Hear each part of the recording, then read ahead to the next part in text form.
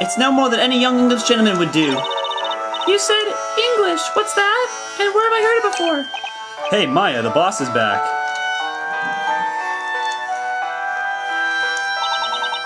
Hello, everyone. Just as I was wondering what the commotion was all about, I see you're back, Espella. Welcome home, Aunt Patty. Oh, sorry. Were Maya and Phoenix doing a proper job of minding the shop while I was gone? Of course we did. Naturally. You know you can count on us. They may be calling her boss, but she seems like such a warm and friendly person. She certainly does look, and she has a heartwarming smile, too. Oh, such flattery. You're just trying to make me blush. By the way, Espella, these two gentlemen customers of ours. These two are friends of mine. They kindly helped me out once in the past. I was so happy to see them again that I invited them here. Hold on. Okay. Pleased to meet you, madam. My name's Layton. And I'm Luke Triton, the professor's apprentice. Is that so? It seems Espella is indebted to you both, so it's certainly a pleasure to meet you both. As a thank you for me for helping Espella, please feel free to sit as long as you like. We just happen to have an empty room that you're welcome to use if you wish. Thank you for your kind offer, madam. Ah, yes, I imagine you must both be feeling hungry. Well, actually, I'm more than a little peckish. Ah, you don't say. Well, in that case, let me offer you something special. My very own creation. Aha, wonderful. And that face baked on the surface, a masterpiece. Yes, I'm proud of it. I use a secret technique to make it extra fluffy. Only the best for our special guests. This is great. Still, we don't really have a whole lot else to offer, only bread. Only bread? I mean... Hey, Espella, shouldn't you show our guests to their room? Let's just forget the bread. Forget the bread? I mean... Mr. Layton, Luke, let's go upstairs now. Huh? What's going on? Just trust me, come on. Oh my gosh. Only bread? Forget the bread, what kind of a... Oh my god. Oh boy. Alright.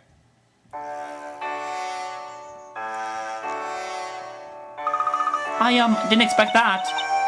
I'm sorry, she's usually so kind and gentle, but when it comes to bread... I suppose it shows how dedicated she is to her craft.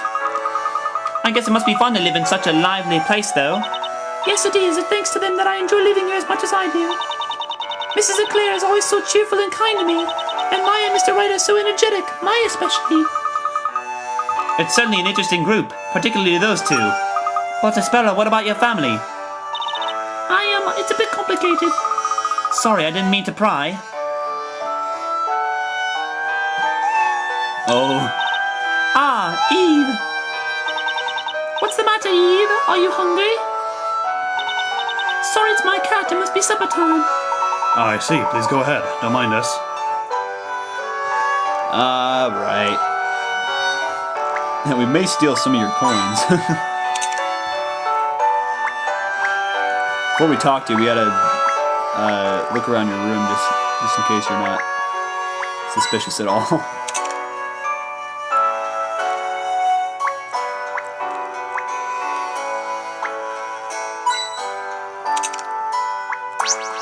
Alright. It's such a cute cat, so well behaved and clever too. Thank you, Eve is a real friend.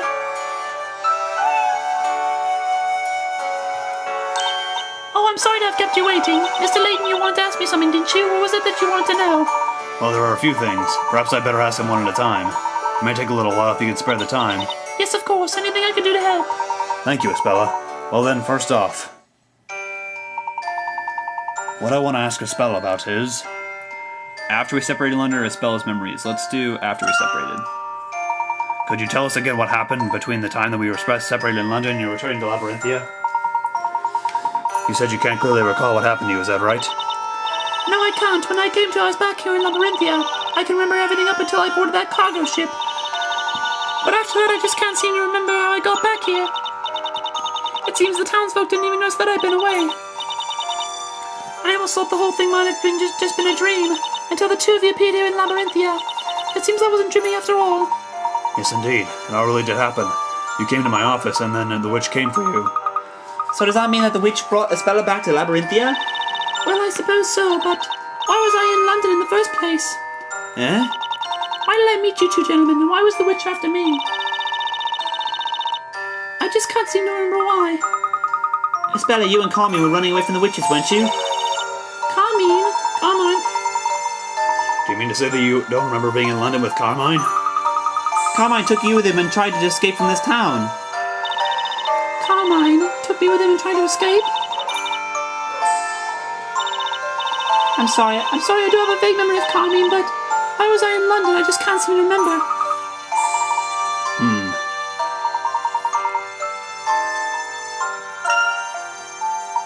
Do you remember this letter, Espella? A letter?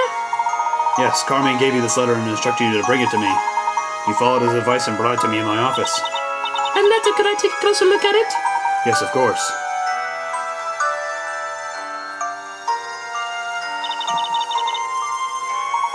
Do you remember anything? I don't remember the letter, but this writing does look somewhat familiar. I do have a feeling that there was someone there next to me.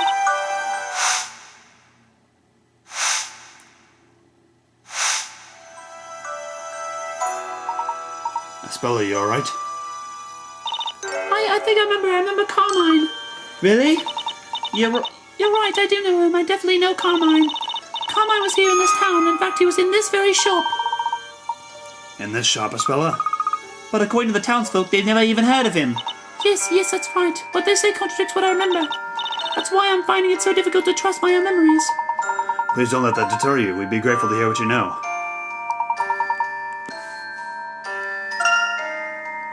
Please do let us know what you can recall. According to my memory, Carmine was working here in this bakery. But there are already two workers in the shop, right? Mr. Wright and Maya. Those two have already been working here making some bread for some time now. Or at least I'm quite sure that must be the case. Mrs. Eclair and everyone else around here would soon tell you so. That's why I put no faith in my memory. This difference in perception is certainly intriguing.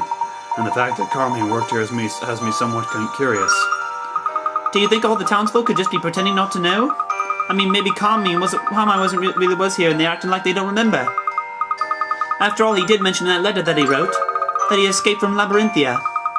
How about we go and ask a few people around the town? No, Luke. I don't think that's a good idea.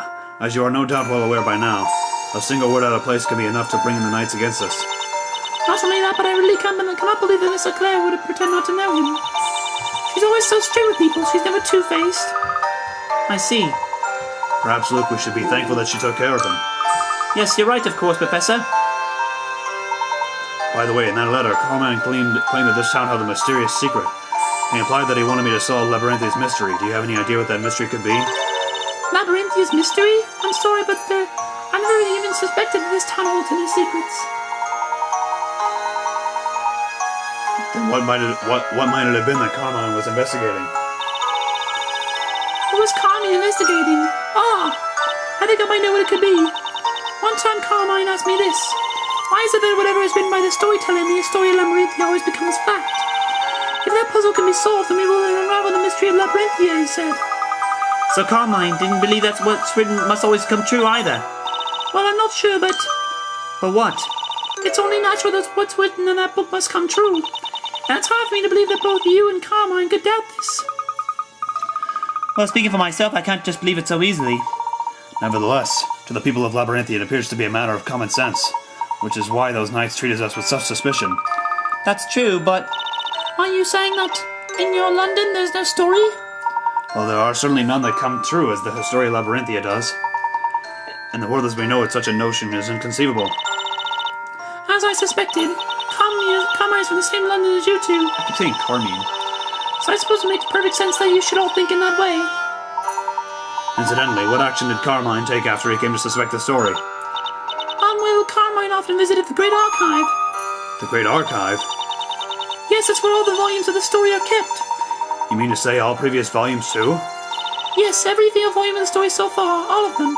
I see. In other words, you wanted to confirm the authenticity of the story. But Professor, surely you wouldn't be in trouble with the witches just for looking at some books? As I recall in the letter he sent to me, he wrote, I realized the town held a mysterious secret and decided to get to the bottom of it. Before I could, they found me.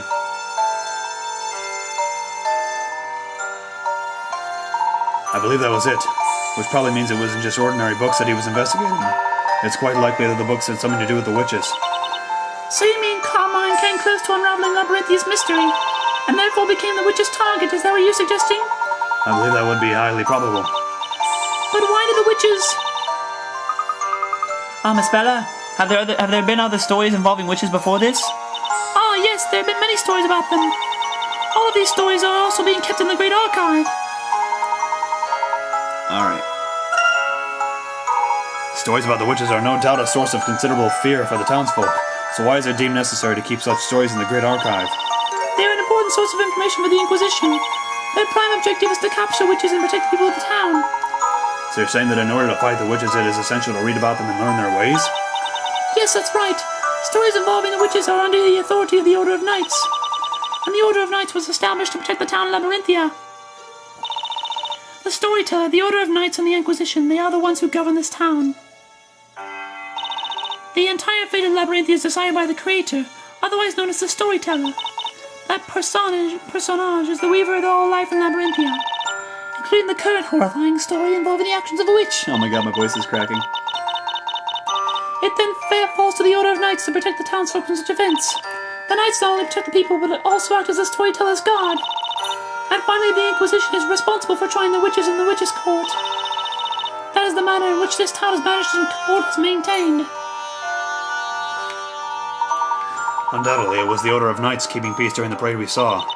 That's right, the Storyteller holds those parades from time to time. He gives the townsfolk the story that will determine their fate from that time onwards. The story this time involves a witch, which explains why the Knights were on such high alert. I wonder what spells will be used this time. If only we could check in that book. Just a moment, Espella. What was it that you just said? Do you mean to say that there is a book about magic? Yes, there is, in the Great Archive. It describes all the spells that provide the witches with their wicked power. It is a special book used by the Knights of the Inquisition to aid them in their investigations. That's it. That must have been what Carmine was so interested in. He was investigating the witch's power. Of course, it's possible that he came upon a secret that he shouldn't have known. And that's why the witches attacked him? Indeed, Luke, that may well be the reason. The story is so respected by the people and the witches whom they fear. There could be a certain secret connecting these two in some way. Oh, that was a lot of talking. Thank you, Espella. It seems we now know where to begin with our investigation. So you'll be visiting the Great Archive? Yes, indeed. The book of the Mount Magic that resides there may well provide a valuable clue towards unraveling the mystery of Labyrinthia. You better get going with that investigation straight away, right, Professor? Absolutely, Luke. We must solve this puzzle for Carmine's sake as well as for our own. Mr. Layton? Please take me along with you. I'm not sure that's wise. It might put you in more than a little trouble. It is likely that Carmine's investigations are what led to him being pursued by witches. And if that's the case, the path we tread may well be fraught with danger. Even so, I really would like to help you. Talking with you both like this, I too have come to believe that there must be a secret to this town. I want to help you find the truth. Well, Espella, I suppose that settles it. From here on in, let's all do our very best to solve this mystery together. Alright, we're going to take a break right here, guys. We'll be right back with more Professor Layton versus Phoenix Wright, Ace Attorney on the 3DS. Stay tuned, everybody.